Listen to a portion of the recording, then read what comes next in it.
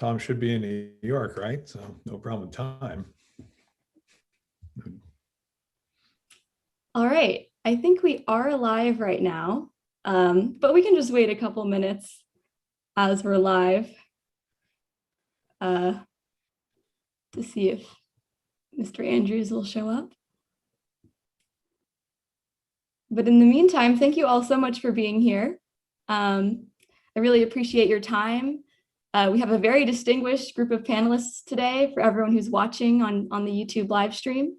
And it's really an honor for me to be able to engage in conversation with these people. So why don't I go ahead and start introductions, and then if Mr. Andrews arrives, then I will include him in the introductory cycle here. We have about an hour, so I'm going to make the introduction somewhat quick. Let's start with the previous ambassador, Derek Mitchell. So Mr. Mitchell has served as the U.S. ambassador to Myanmar from 2012 to 2016, and he was the first U.S. ambassador to Myanmar in 22 years. He has extensive experience in U.S.-Asia relations. Ambassador Mitchell did 2 stints at the Defense Department during the Clinton and Obama administrations, working on Asia policy, and from 2001 to 2009, he served as director of the Asia Division of the International Security Program at the think tank Center for Strategic and International Studies.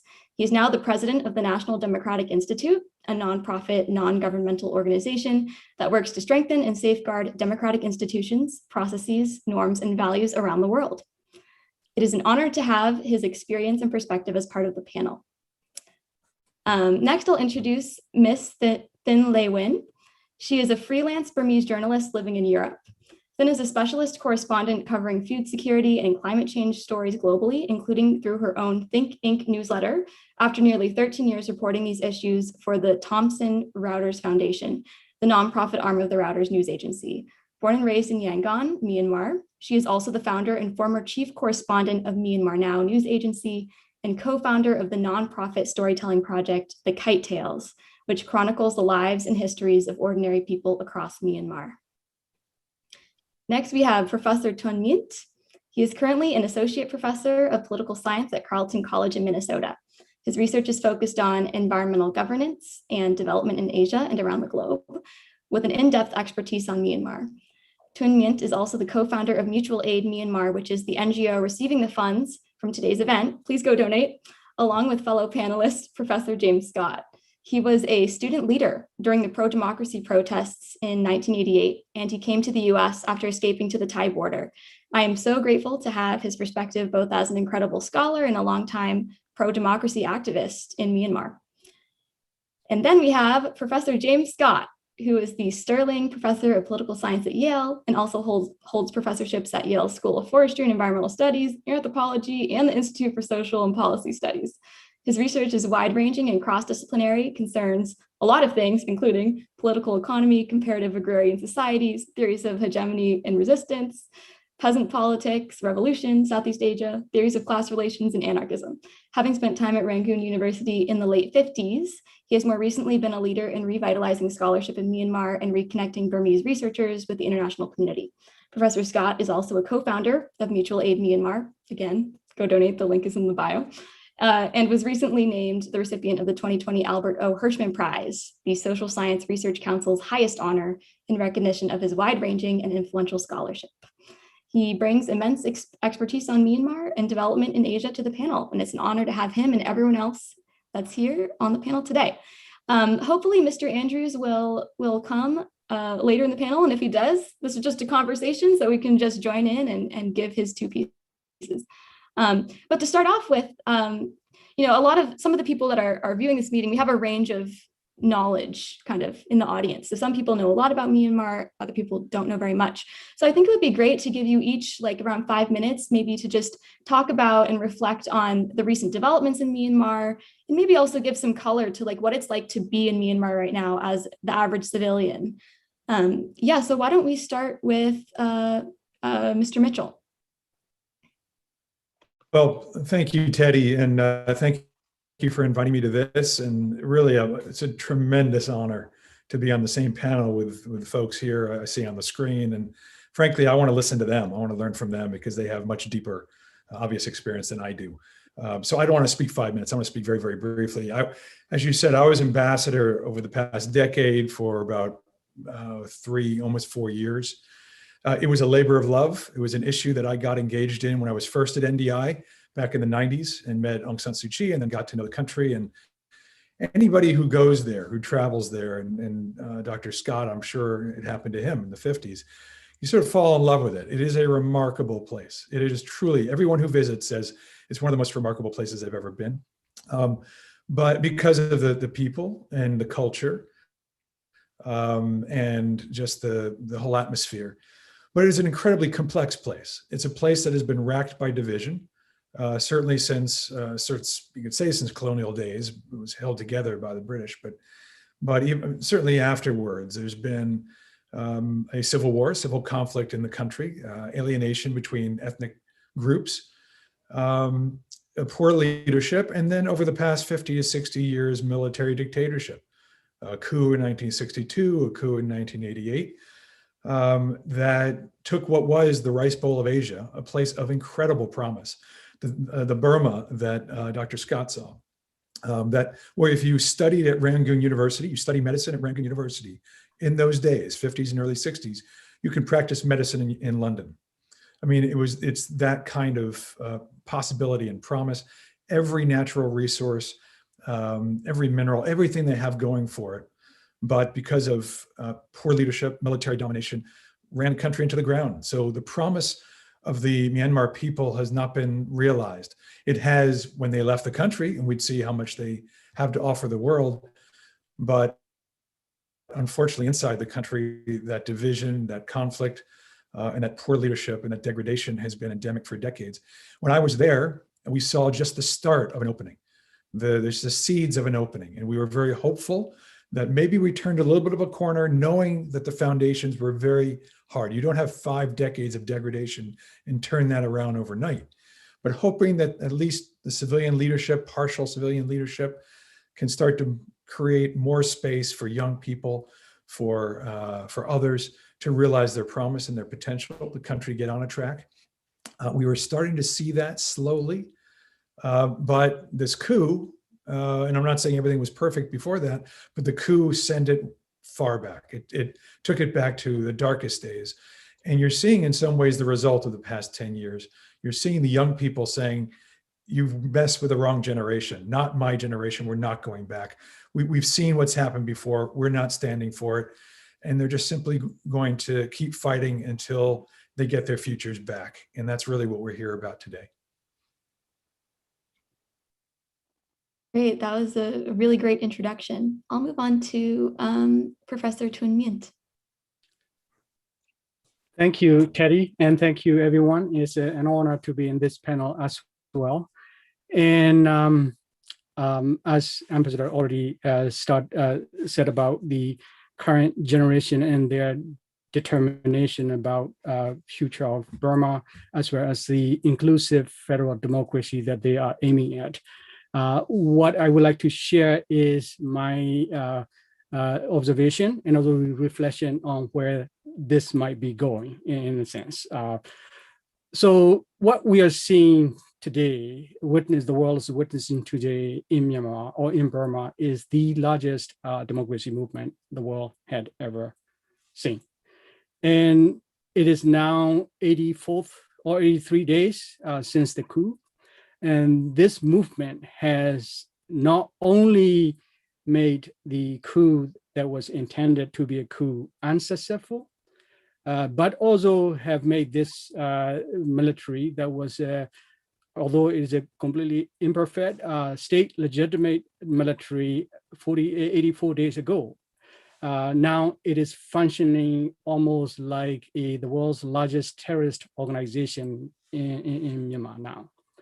With that, this crisis of democracy, I think, require careful attention, not only immediate and urgent sense of democracy protesters and villagers across Myanmar that are facing soldiers with guns at their point in their front yards and so on, but also in the sense of how this crisis could end and how it would end, right?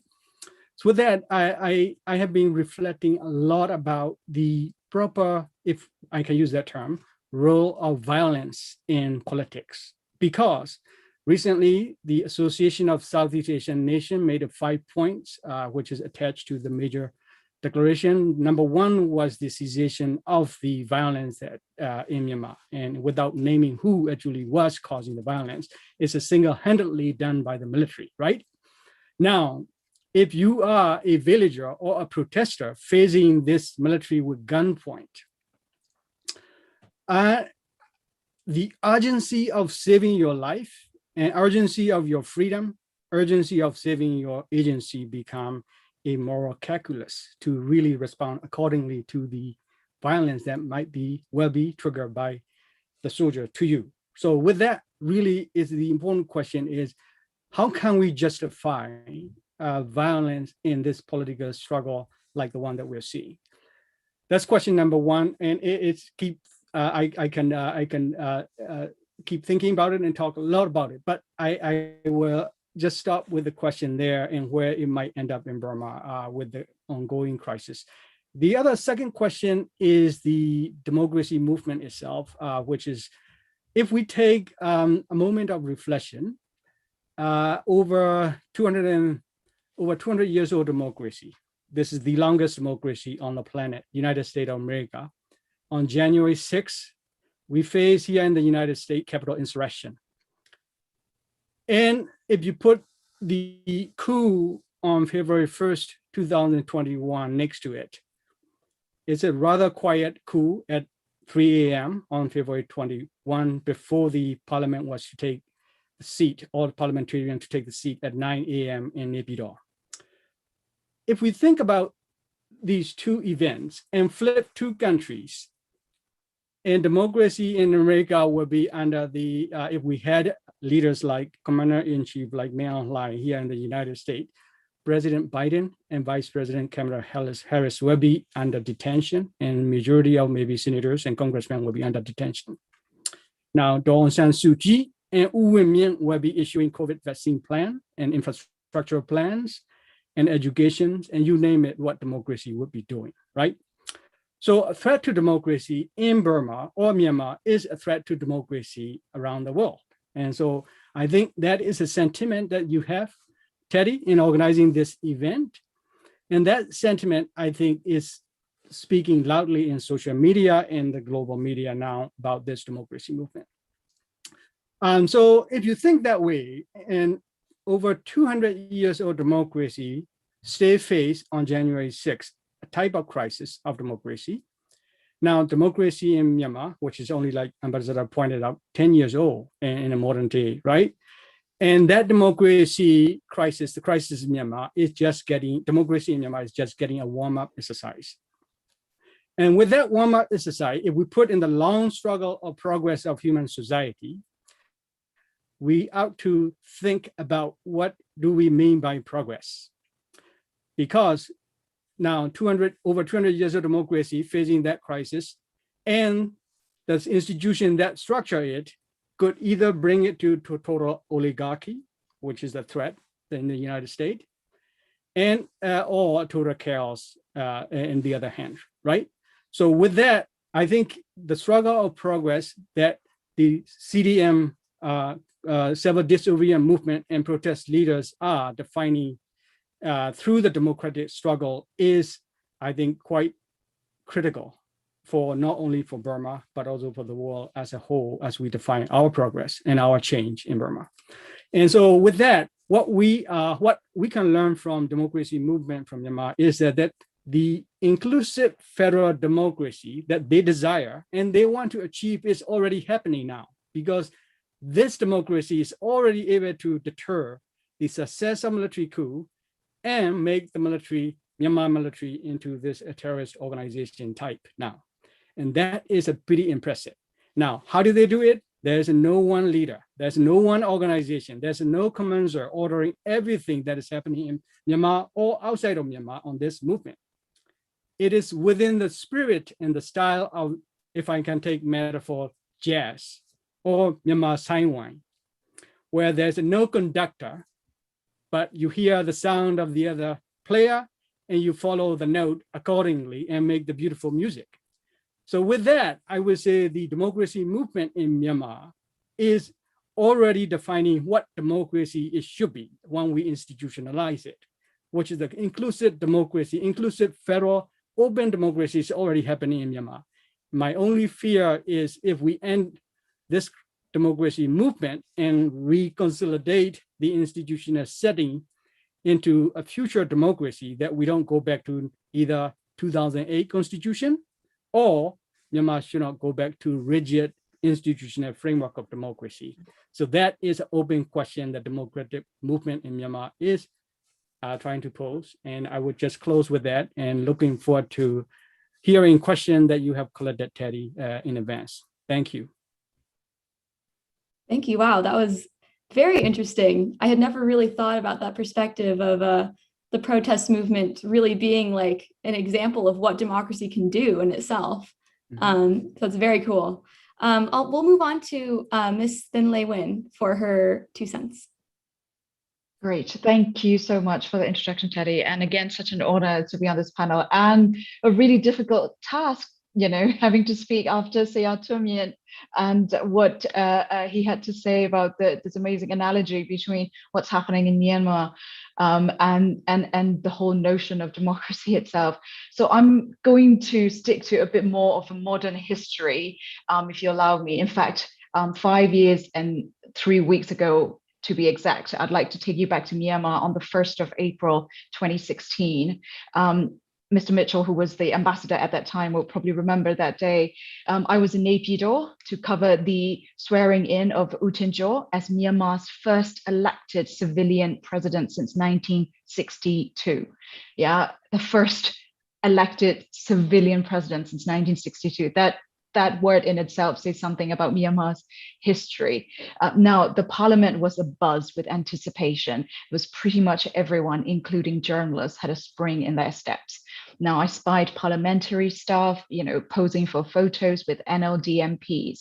And as I walked up to the steps of the parliament, I thought of millions of fellow citizens, myself included, who never thought this day would come in their lifetime. Now, things weren't perfect. Like the previous speakers have said, had a lot of misgivings about the constitution, the election, the way, you know, the setup, and even the NLD itself. But there was a future of sorts to look forward to be hopeful for. And these days, I'm really struggling to stay hopeful and be optimistic. And as someone who grew up in Myanmar in the 1980s and the 90s, when I think Tun Myint actually was a student activist and left, you know, I'm having this horrible feeling of deja vu that things would get a lot worse before they'd get better, if they are actually going to get better. What's happening in Myanmar right now, it's not clashes or even violence between protesters and security forces. People who are much more eloquent than me have said this, that what's happening in Myanmar right now is a massacre. It's a slaughter. It's committed by the armed troops against civilians, a vast majority of whom are completely unarmed. There are no both sides to this story. Now, yesterday, while this 5-point consensus was being agreed at the ASEAN summit in Jakarta in Indonesia, the junta was still going on a rampage in many parts of Myanmar. And perhaps this consensus is the first very small, but perhaps concrete step towards preventing further bloodshed. But it's really hard not to feel discouraged because it didn't even include a call to release political prisoners. It didn't include a timeline or any references to the legitimate government. Now I'm in touch with my former colleagues and friends and sources almost every day, and we're all just pretty much running on adrenaline and anger. Many people back home feel abandoned by the international community. And I'm speaking, you know, today on this panel from a position of relative privilege. I don't have to worry about finding a safe house to sleep in. I don't have to look for a different place to sleep every night. I don't have to worry that I'd be shot at or get COVID-19 while protesting an illegitimate coup. This is the reality of life now in Myanmar for people. And it's worse if you have criticized the junta, even if only on social media. Now, so far, more than 750 people have been killed. including dozens of children. And nearly 4,500 people have been detained. There have been nightly internet shutdowns, and that's been going on for more than 2 months. Mobile data has been disabled for more than a month, and wireless broadband has been cut for more than 20 days. All of that has made it incredibly difficult for communicating with people back home in Myanmar, and yet people are not giving up. The civil disobedience movement is still happening.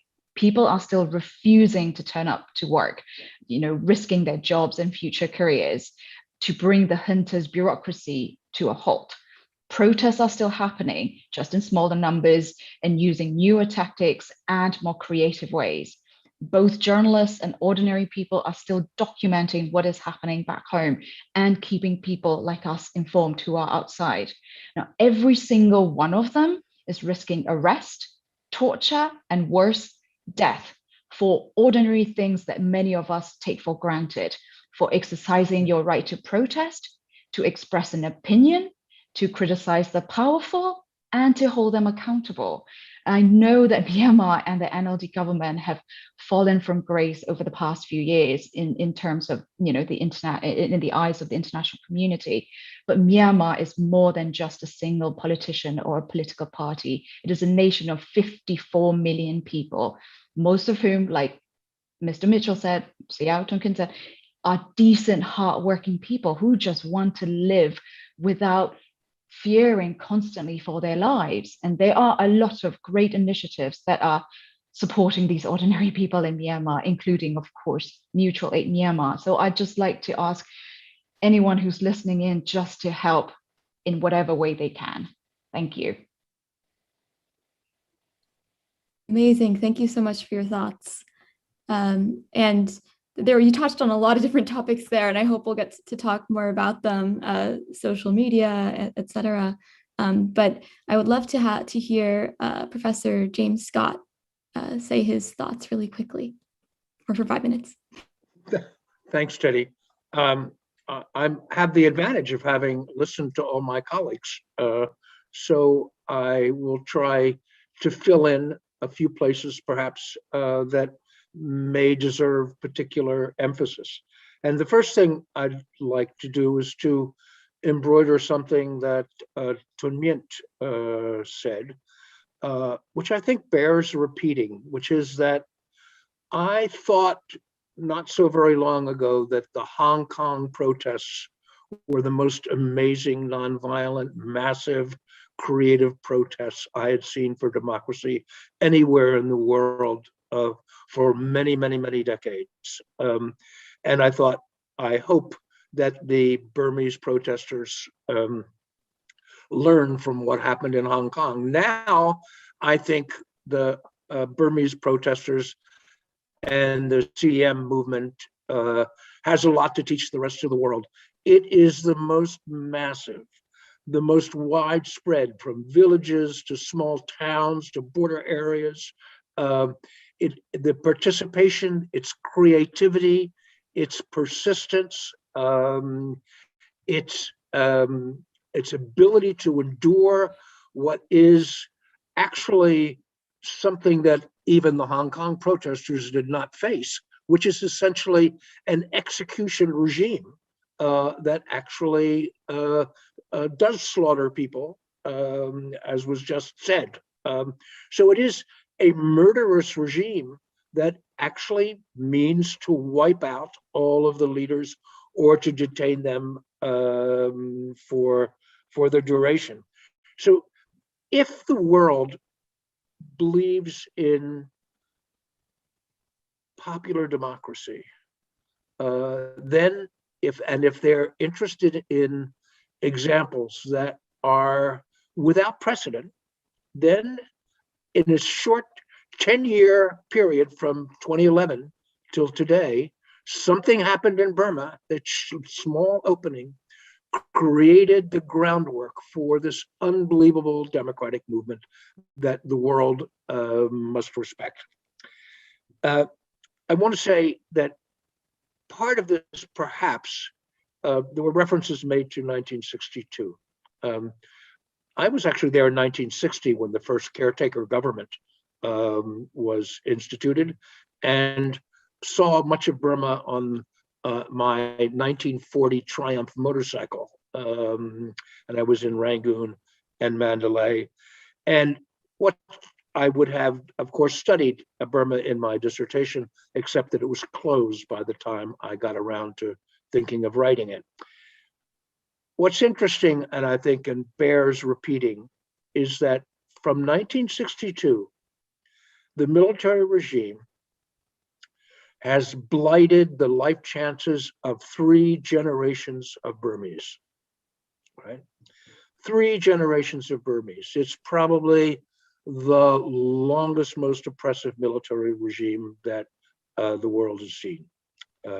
Only North Korea bears comparison with it. And the other thing that bears saying that hasn't been actually emphasized yet is that the ethnic minorities, the Karen, the Kachin, the Chin, some of the Pa'o, the Lizu, and so on, they have been suffering this kind of repression for the last 3 decades that the Burmans in the central Burma are now suffering, and in an intense and concentrated way.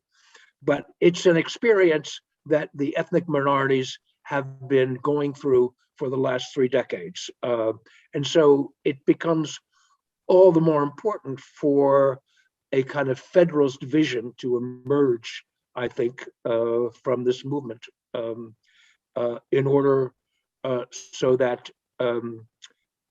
they are equal participants, have control over their natural resources and some of their revenue generated in their territories. I want also to say that it's astounding to me, I think, that the Naypyidaw is an isolated world of the military elites, created in part to get it out of the corruption of Rangoon and to isolate it. The military itself has been isolated by separate schools, separate hospitals, separate institutions, confinement to sort of barracks, and non-ending brainwashing procedure in the military and in portions of the police as well. So it's the reason why the defections and mutiny that one might expect of, let's say, a popularly conscripted military has not happened, has to do with the creation of an insulated and isolated and privileged military that continues to exist. And the one thing that, no matter what happens, that has been accomplished that is not trivial, is that this military regime has lost every last shred of its legitimacy for almost the entire population outside the military itself. That is, it is a collapse of any claim it had to be the representative of the nation and of national unity. And that will be telling, I think, in the future as well. I'll stop there.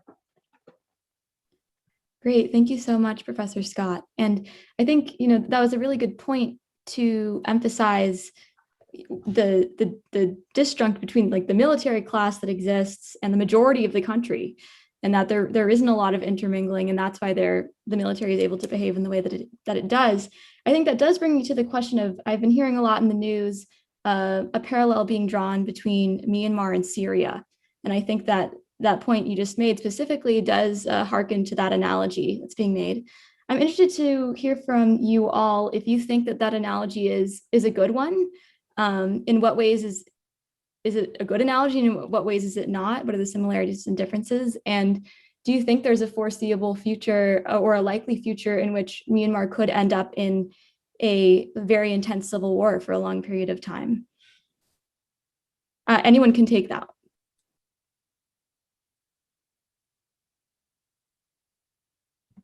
Well, I'll start, I suppose, on that one and let others jump in.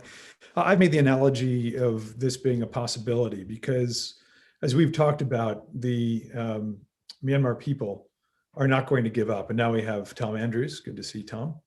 Should we let him speak, say a few words at the top here, maybe before I jump in? Yeah, absolutely. This is good timing.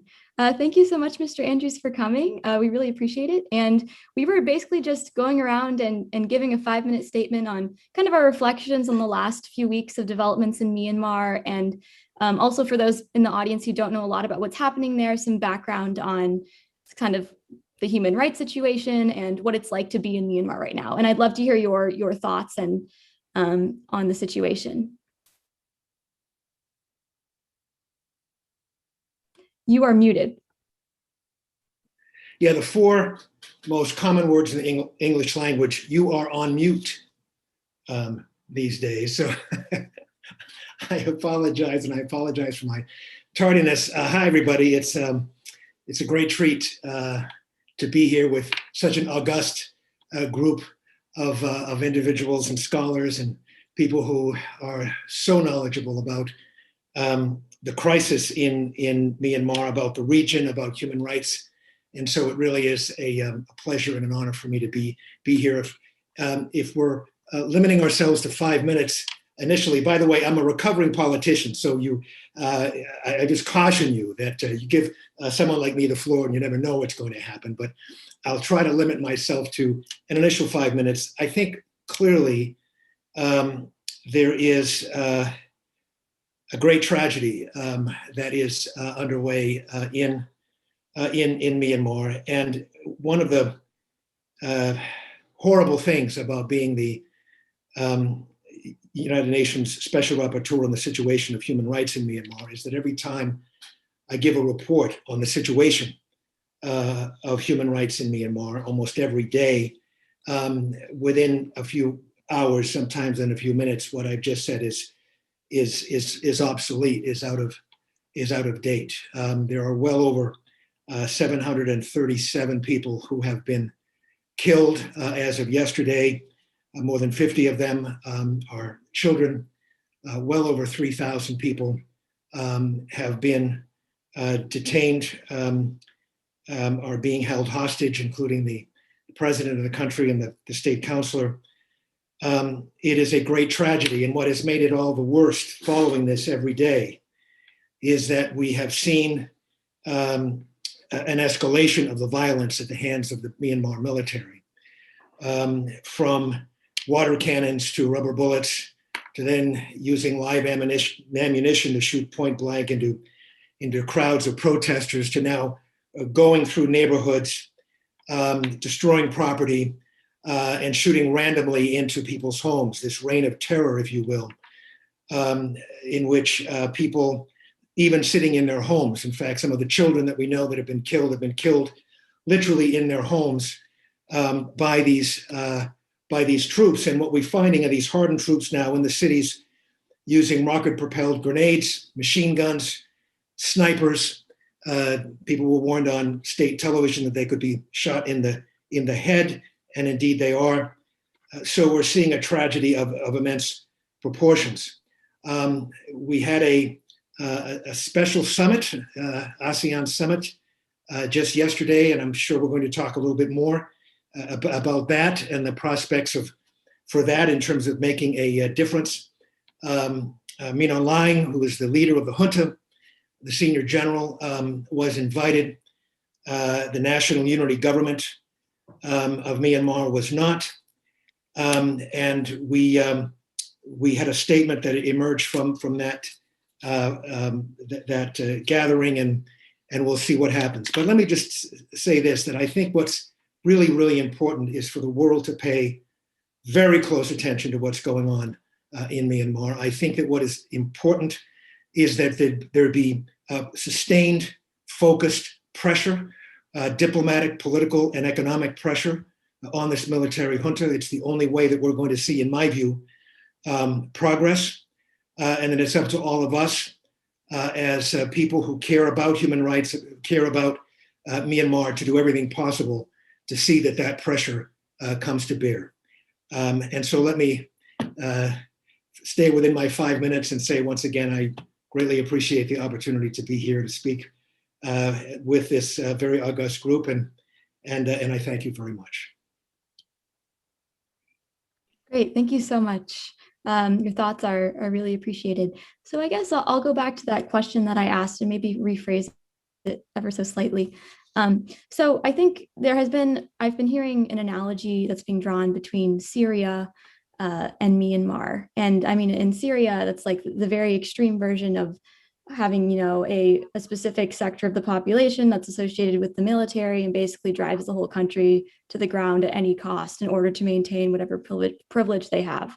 And I think in Myanmar, they've already experienced a lot of that, but maybe not to the extent that Syria has, right? So I'm curious to know if you think that analogy that's being drawn with Syria is an apt one, if that could be a potential future for Myanmar, and if maybe your views on ways to get out of that future. And yeah, I guess we could start with Mr. Mitchell because he was speaking before, but anyone can take this. Yeah, and I think the analogy comes from the concern. I mean, as Dr. Scott said, that the military has absolutely no legitimacy in the country. That was proved not just in recent months, it was proved in the last two elections when the military party was up for election and got landslide against it. Even when there was concern about the NLD, people came out during a pandemic in large numbers and said, we absolutely do not want the military. It wasn't, in some ways, it was partly for the NLD, but in some of the ethnic nationality areas, it was basically to say, we just don't want the military back. So the referendum on them is clear. But the thing about now, as opposed to before in a way, is that we're talking about this younger generation and the people now saying, we are just not going to stand for it. And the civil disobedience movement, the potential for a true failed state where the economy fails, where the society just is, there's no law and order, there's no legitimacy of leadership, of governance, which has impact on neighbors. It flows. And if the military feels it is in a corner, given its own sense of honor and pride, as in Syria, as you suggest, they may say we need to save ourselves at the cost of the country. Doesn't matter if as they're already doing. They're slaughtering people in the streets at the cost of the national interest, just with impunity. So that's the concern, is not precisely the same as maybe the different armies. There already have been different armies fighting, but not quite that same kind of armed conflict within, though that could happen, but more the failed state where the leadership feels, as you say, at any cost, it must preserve its prerogatives at the expense of the entire country. Very helpful, thank you. If no one else wants to speak to that. If I could. Yeah, of course, yeah. Simply this, the reason I think that engagement is so important, that the international community engage with sustained, focused, and coordinated pressure. There's some 40 some odd sanctions regimes out there. I think what's very important is that these 40 be focused and coordinated into one coherent whole, where the parts all add up to a powerful impact on the junta. And the reason that's important is because people of Myanmar more and more feel that there's one of two choices here. Either they get slaughtered by this military, or they take up guns and they try to defend themselves.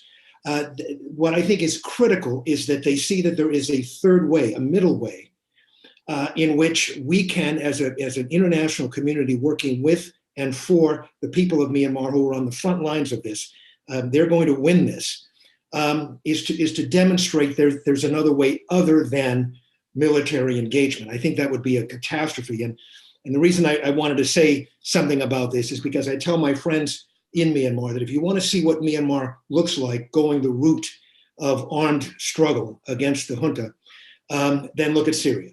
And that is what the future of Myanmar would be. What I always say is that we have the parameters that we have in our work is maximum impact on the junta, minimum impact on the innocent people of Myanmar. And the absolute worst thing that could happen would be if this broke into a civil war, as it were. And it would be catastrophic along the lines of a Syria. May I say something about the importance of urgency in in a larger sense to open the lens. It seems to me that the regional military commanders over the past 2 decades have been selling or leasing Burma's natural resources to plantations, to sort of companies that control the mineral trades, and so on. So a lot, if you like, of the natural resource richness of Myanmar has already been deeply compromised by military enterprises that are busy selling off the assets, right, for its own benefit of the natural endowments of Burma. And the other thing, part of the natural endowment of Burma, of course, is its population. And so we are also talking about not only a diaspora that already exists. Tun Myint is an example of an intellectual diaspora from the '88 uprising. And the huge number of Burmese who've left to work in agricultural jobs or urban lumpen proletariat jobs in Bangkok and so on is quite extraordinary, as opposed, in addition to their effort, the seamanship, if you like, of sailors who are a special part of the Burmese economy. So Burma is in danger of losing yet another huge chunk of its intellectual class, of its educated population, for whom there are no opportunities and only oppression. And I'll end with an appeal to Americans, I guess, that I spent a couple of years in Germany. And in the middle of this period, I happened to be acquainted with the diaspora from Germany in 1848, the 48ers, as they were called, who came and who were responsible for all the great public institutions of the Middle West, Pulitzer and so on. They're the 1848 Germans who all left, right, after 1848. And then, of course, the Jews left as well. You cannot imagine the glories of American culture without the addition of the 1848ers and the Jews to the American population. That is the order of the losses that Burma is already suffering and is likely to suffer more of if there is no democratic resolution of this, including, of course, people who've come back after exile in an effort to try to rebuild the country and who are now contemplating their whether they should flee or not again.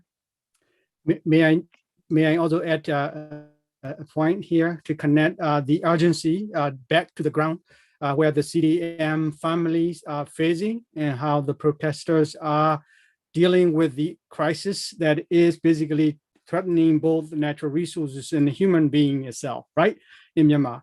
With that, I would call it a high moral ground that the CDM movement and the protesters have basically built from the first day of drumming or beating or banging pots and pans to nowadays the creative protest they have built is through very peaceful, creative, and almost like an intellectual exercise of defining democracy in a very unique way. If we take the visuals of these protests and read it as a textbook about what is to be like a federal system and what is to be like a democratic system, this is the best visual book you could ever read from February 1st until nowadays, and it will continue to do so.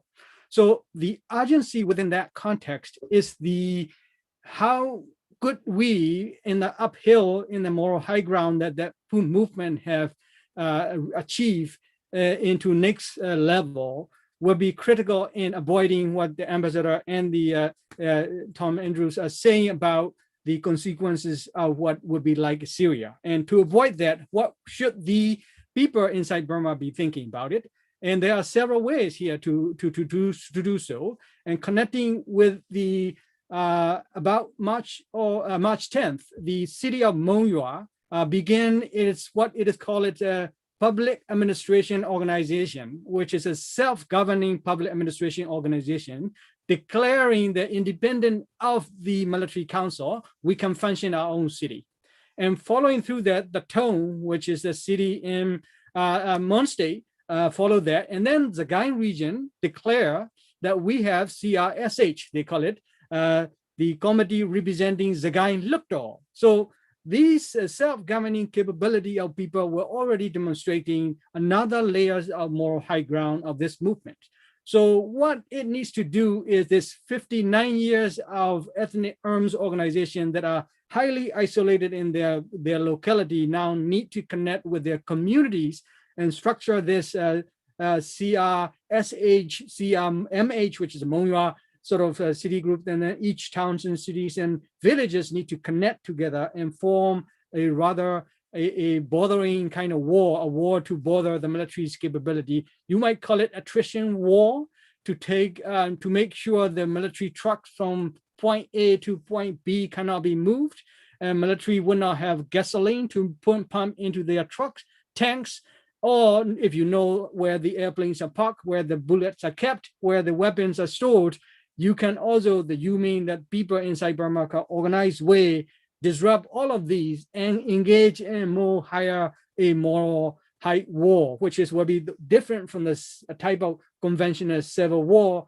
which is military is inviting and in fact inciting people to join that, because that's where they do the best. They know the best what to do, how to do it. But what they don't know is if they don't have water coming into their compound, electricity coming into their compound, the telecom communication, people inside CRPH, NUG, inside has to be creative in the next level of movement from this uphill. So I would leave it here, and that would be one way to avoid a possible bloodshed that cannot be imagined under the civil war type, the Syrian type might go. Wow, that's incredibly insightful. Yeah, I mean, I've also been, reading a lot and talking to my friends on the ground about just the CDM and its capacity, with all the striking workers and everything to basically paralyze the military in many respects.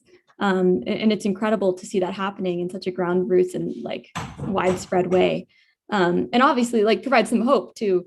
But going back to the point of the ASEAN conference and the international community, I mean, it seems like it's interesting to me that the National Unity Government was not invited. And I think that's maybe worth talking about. And I'm curious to know, like, given that it doesn't seem like the military really wants to back down, or the general population, excuse the noise. Like, is there a way for, I mean, it sounds like ASEAN is going to be able to get a humanitarian effort in at some undisclosed timeline. But what promise do you think, like how much faith can we have in ASEAN to bring about some change and to help negotiate some non-violence, but also some real like democratic solutions in Myanmar? That's a hard question. Anyone can step up for that. I can jump in. And the 5 point that they have issue is quite in a state-centric sort of way. If you view what leaders can do, when you look at that 5 points, it's pretty impressive. But if you think for the crisis and the urgency, what they are saying is really a typical diplomatic language that you can issue to make a point of their meeting, to cover the benefit cost analysis of their meeting. I would say enough to cover their plane ticket and so that. So I do see the point of asking the military to cease the violence as a critical, but they did not identify the military was the one that was triggering, which is very disappointing. And they did not identify that the military was single-handedly doing all the violence, plus the way in which it took power from the democratically elected government wasn't also recalled or talk about political prisoners or things like that. And what they said on the point 5, I think it was 5 or I think 4. Point number 4 is that the humanitarian aid should be flown into Burma. Now, I fear if that humanitarian aid is flown into Burma, you would have to go through the diplomatic government state-centric channel, which means the Ministry of Interior, quote unquote, under the SAC, State Administrative Council, and Foreign Ministry have to handle it. So basically, what you would do with that humanitarian aid is the military was used distributed within the military ranks and file. So that isn't really not good either. So the point of here is, I think ASEAN did what it could do within the given framework, but more importantly, it was written by Singaporean government who attended, the prime minister and the foreign minister attended the meeting, and probably steered by the Chinese, who have been kind of quite alarmed by invitation of UK presidency before Vietnam took over, that inviting the CRPH leaders into the UNSC meeting by Zoom. I think Chinese were alarmed that the Burmese opposition group might be gaining channel to United Nations Security's meeting room. And now they want to sort of equalize that and neutralize that path, and now created ASEAN's asking Singapore to do what Singapore would do with Chinese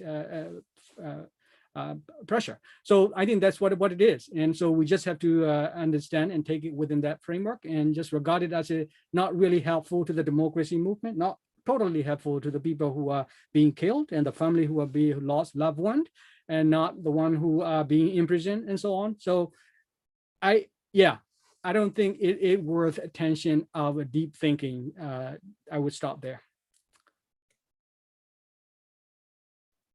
Great, thank you. Oh, go ahead, Mr. Mitchell.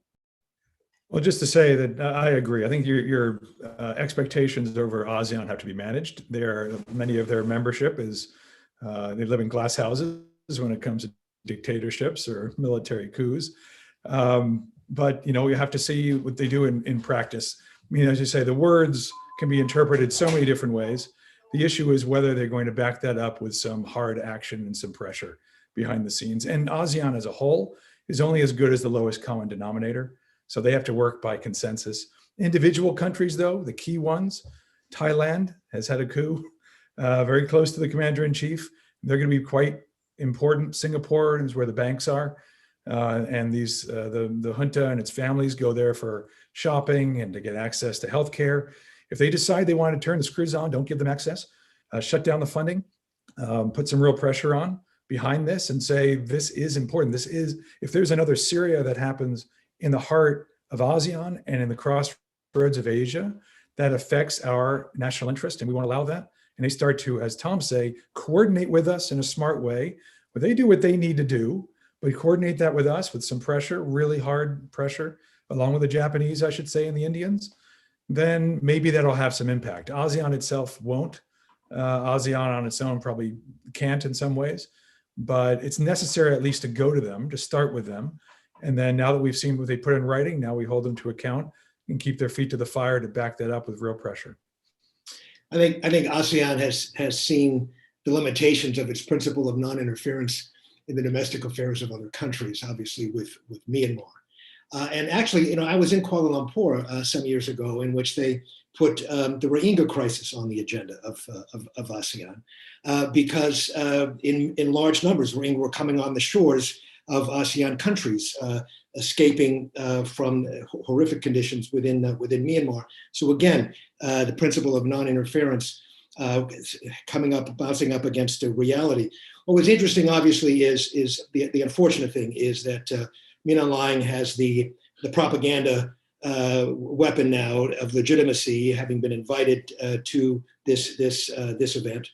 But what's interesting is the 5 points of consensus that emerged, which of course meant him as well. Point 1, there shall be an immediate cessation of violence. So if Min Aung Hlaing is now committed to an immediate cessation of violence, does that mean that the people of Myanmar can now freely express their views, exercise their basic human right to free expression, go out on the streets and demonstrate and engage in political dialogue and protest, and not fear that there would be violence committed against them? According to the ASEAN 5 points of consensus, the answer would be yes. But as Ambassador Mitchell says, we'll have to wait and see and hold them accountable for these 5 points of consensus. And of course, the junta at any time can say, well, it was provoked. We weren't first. They can, instigate something that they're responding to. Yeah. And then there's a question of that one step, of course, is stopping the violence. But what is a resolution here? I mean, the military has decided it didn't like the hybrid system of before. They thought they had controlled the political future of the country through the 2008 Constitution. They thought they had it really airtight. No matter, it can open up to the civilians, it won't matter. And it turned out Aung San Suu Kyi and the NLD kind of outmaneuvered them. She gained more and more control of certain things. They kept losing these landslide, defeats to the NLD. So they may look at it now as, look, we're going to close these loopholes. We'll have a new constitution like Thailand and control the politics. Mm-hmm. So they may see an outcome of all this where, fine, no violence, but we'll just control all the levers of power going forward. We'll have a new constitution. That will not be acceptable to the people of Myanmar. But the question then becomes, is that acceptable to the ASEAN? Mm-hmm. Because the violence is stopped. Then, okay, there's no failed state. And if people don't like it, well, that's the problem of the people. That's why it's very important how this gets resolved and whether the will of the people of the country is truly respected and not somehow gamed by the military the way it was gamed in Thailand. And frankly, it was in Hong Kong, where no matter what the rules of, quote, democracy, we know who wins. It's the dictators who really win. It's the military who wins, or the Chinese who win. So that's where we are, in a more polarized environment than ever, where the people of the country do not want the military now anywhere near politics. They're just done with the 2008 Constitution. The military feel we absolutely have to. That's our role in life, is to ensure the grandeur of the country, the unity of the country. And how do you then bridge this? The hope was that, and it was a very thin hope, was that this transition of hybrid might lead to a gradual Indonesia type model where the military starts to fade out. The civilians come in, even former military can lead, but it's acceptable because it's civilian. And then gradually the military is professionalized. But we don't see that now. It's sort of come to a head. And in some ways it could be healthy, as suggested here, in that it really clarifies the question, clarifies the issue very much. There's no grays of this hybrid system. On the other hand, there's a lot more at stake now in how this gets resolved. And I'm afraid that in ASEAN or others may want to resolve it in ways that are not necessarily democratic because of the way they view democracy. I guess just very briefly to just echo particularly two countries that, Ambassador Mitchell mentioned, particularly Thailand and Singapore. Thailand had a coup 7 years ago. The coup leader is still the prime minister. He has gamed the system much better than Min Aung Hlaing or the Burmese military, because the Thai society in many ways is much more divided in terms of whether they want this system and the monarchy to continue, or to have a more democratic system. There's no such divide in Myanmar. No way. There is the one thing that everybody now is saying in Burmese, with the one word that you keep hearing is Bong Yandu, which essentially means common enemy. And everybody is now saying we have one common enemy, and that is the army. And so both sides have become extremely entrenched. The army has painted themselves into a corner. They cannot turn back. They will lose their faith completely, right? And that has made also, of course, the protesters incredibly angry, right? They're like, yes, that's why we're not going back to 2008 Constitution. And in some ways, I do wonder, maybe this is something that is perhaps diplomatically not possible, but the two countries in ASEAN that perhaps could put some pressure, like Ambassador Mitchell said, to really tighten the screws, Thailand and Singapore are also US allies, yeah? Big ones. Singapore, that's where Singapore is the largest foreign investor in Myanmar. A lot of the banking system, a lot of the money goes through, not just shopping. People study, a lot of the juntas, kids study there, work there. From there, they move to Australia, they go to the UK, they go to other countries. Singapore is like a stepping stone. And if they really wanted to, they can bring the junta to the table properly, because the SAC and Min Aung Hlaing, they're not coming to any table unless they're dragged kicking and screaming. And the only way you can do that is to hurt their pockets. And that's the MOGE, which is the oil and gas enterprise, sanctioning them and getting some of the banks' accounts, all of that frozen in Singapore. I do wonder whether there is any appetite for the US and other international community to actually really push some of the Myanmar junta's allies within the region that could actually make them sort of rethink the path forward. Very interesting. Thank you. We are at the 6:30 mark, and unfortunately, I can only really do this for an hour because I have a concert I'm singing at right after this. But maybe we can close with just some quick comments if anyone has any thoughts on how the average American who may be watching this panel might be able to support the people in Myanmar right now.